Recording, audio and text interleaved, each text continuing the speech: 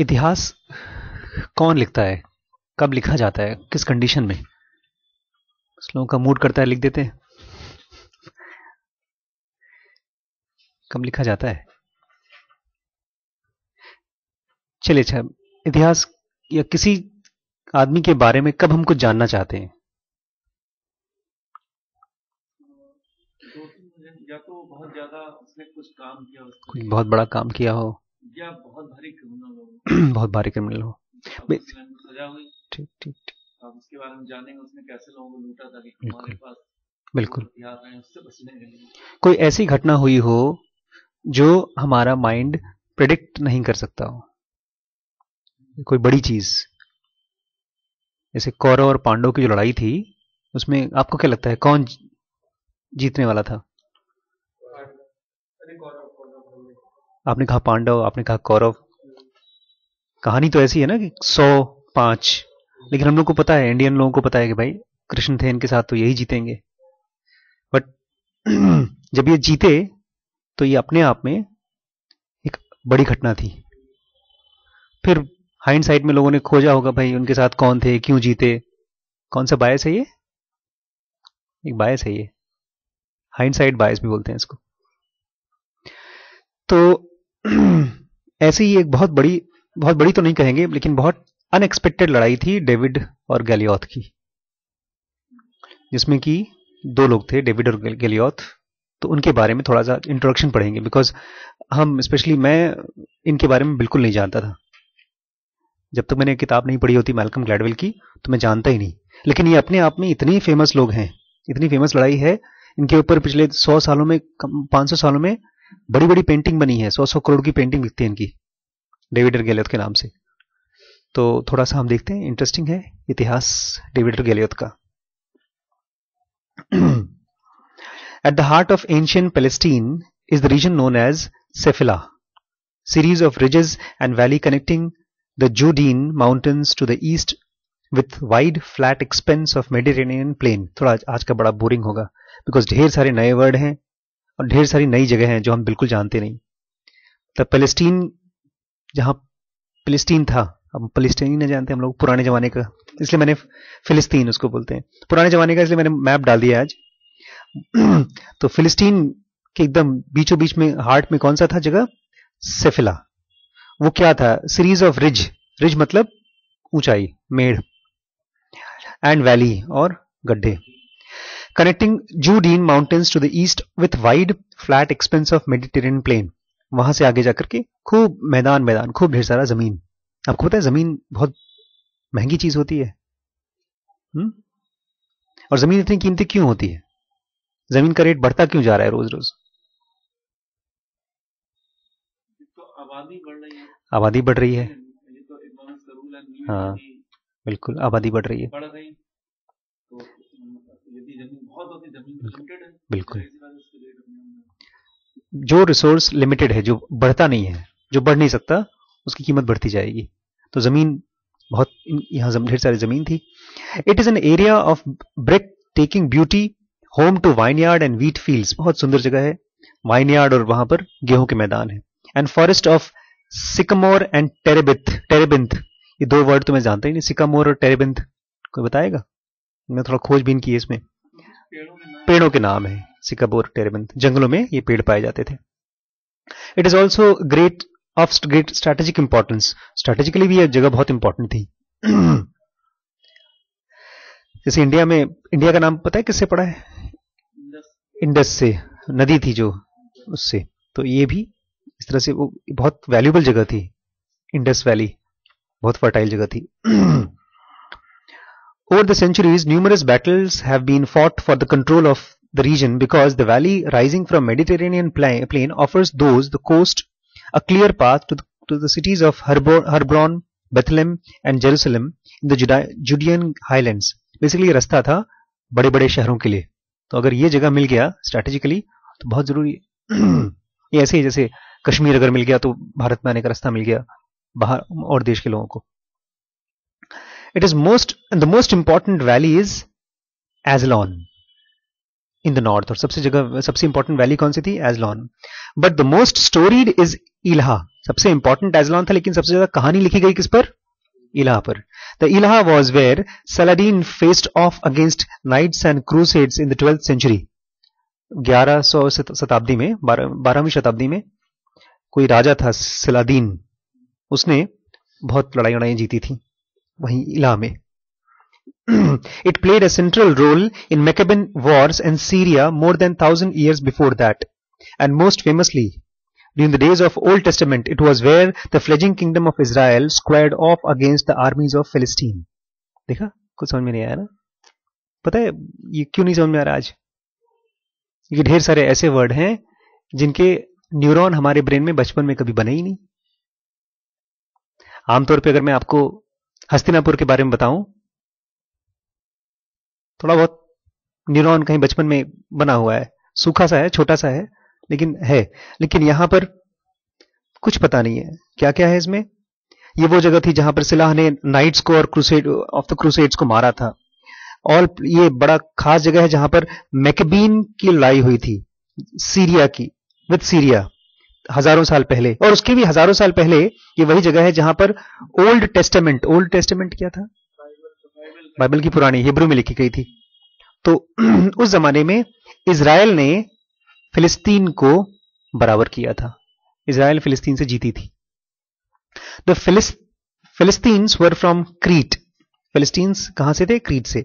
They were seafaring people who had moved to Palestine and settled along the coast. ये coast के किनारे किनारे रहते थे. बेसिकली ये सी फारिंग मतलब जो समुद्र में, समुद्र से जिनका ऐसे मल्लाह टाइप के जो होते हैं, जो होता है. The Israelites were clustered in mountains. और इजराइली कहां रहते थे? माउंटेन्स में इकट्ठे होकर रहते थे. Under the leadership of king Saul उनके लीडर थे. In the second half of 11th century. Second half of 11th century मतलब कब होगा?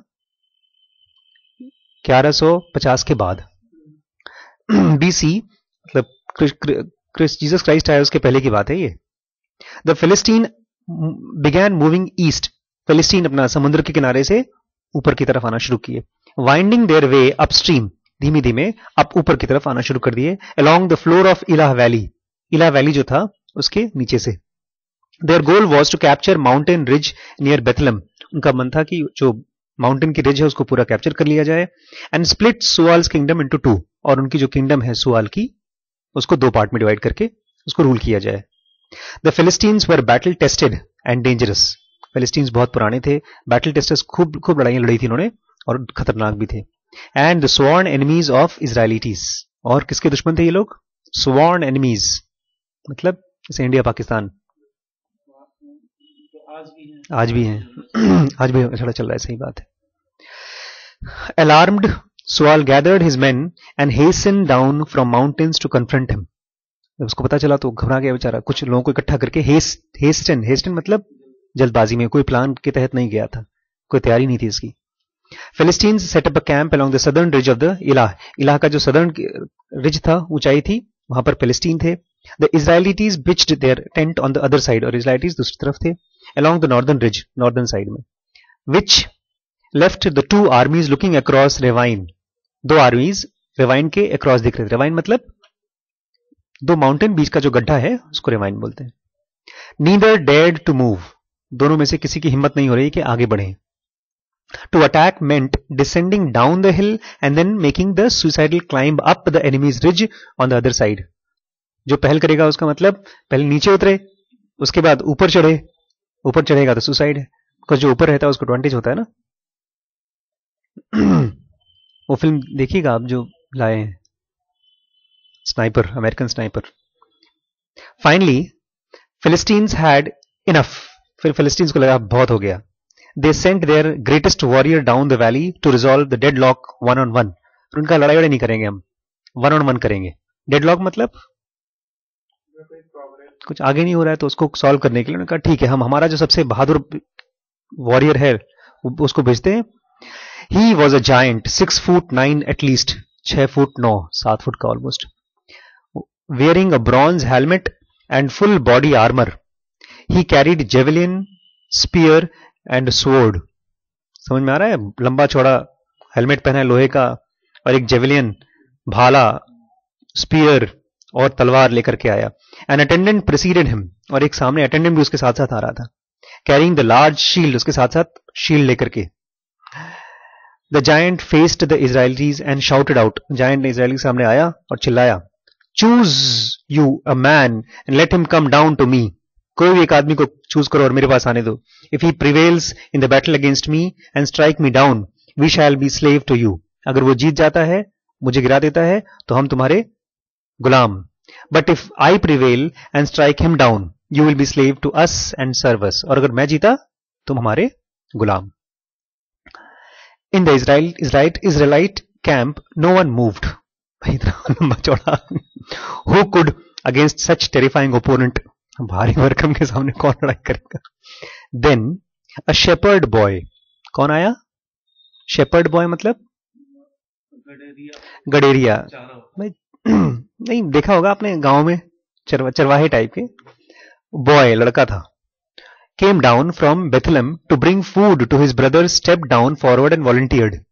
वो भी नहीं तक लड़ाई करने वाला है, वॉरियर है. वो आया अपने जो भाई को खाना देने आया था, वो आया, बोलता है मैं ही कर लेता हूं, मैं लड़ाई कर लेता हूं. Saul objected. राजा ने कहा, अरे you cannot go against such Philistine to do battle with him, for you are a lad and he is a man of war from his youth. बोलते तुम जाओगे, तुम तो लैड हो. लैड मतलब छोटे से बच्चे हो, और ये आदमी तो जवानी से लड़ाई कर रहा है, ये तो एक्सपर्ट होगा.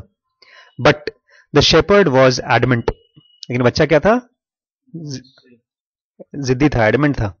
ही had faced more ferocious opponent than this, he argued. बोलता है इससे खतरनाक लोगों को मैंने हराए हैं. किसको?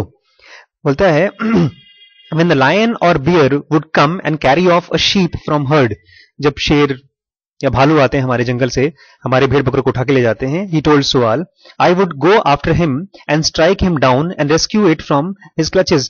हम उनसे बचा के ले आते हैं अपने भेड़ बकरियों को शेरों से और भालुओं से. Saul had no other option. राजा के पास, बेचारे के पास कोई ऑप्शन था ही नहीं, कोई वॉलंटियर करने को नहीं तैयार था. He relented and the shepherd boy ran down to him towards giant standing in the valley. ठीक है जाओ, अपनी मौत खुद ही तुम बुला रहे हो तो जाओ. Come to me that I may give your flesh to the birds of heavens and the beasts of fields. आ जाओ, मेरे पास आओ, ताकि तुम्हारी फ्लैश, तुम्हारा जो मांस है, मैं चिड़ियों को और जानवरों को खिला सकूं. The giant cried out. Giant चिल्लाया. When he saw his opponent approach, जब उसने देखा कि कोई आ रहा है लड़ने के लिए. Thus began one of the history's most famous battles. The giant's name was Goliath. इस तरह से इतिहास का सबसे फेमस लड़ाई हुआ, जिसमें जायंट का नाम क्या था? गोलियात. The shepherd boy's name was David, और शेपर्ड बॉय का जो बच्चा था उसका नाम क्या था? डेविड. तो हम सब डेविड हैं और गोलियात से लड़ाई करने जा रहे हैं. जिंदगी हमारी गोलियात है और हम छोटे से बच्चे डेविड हैं. यही सीरीज है बेसिकली हम लोगों की, डेविड और गोलियात की, जो हम आगे पढ़ेंगे. देखते हैं कल कैसी लड़ाई हुई इनकी.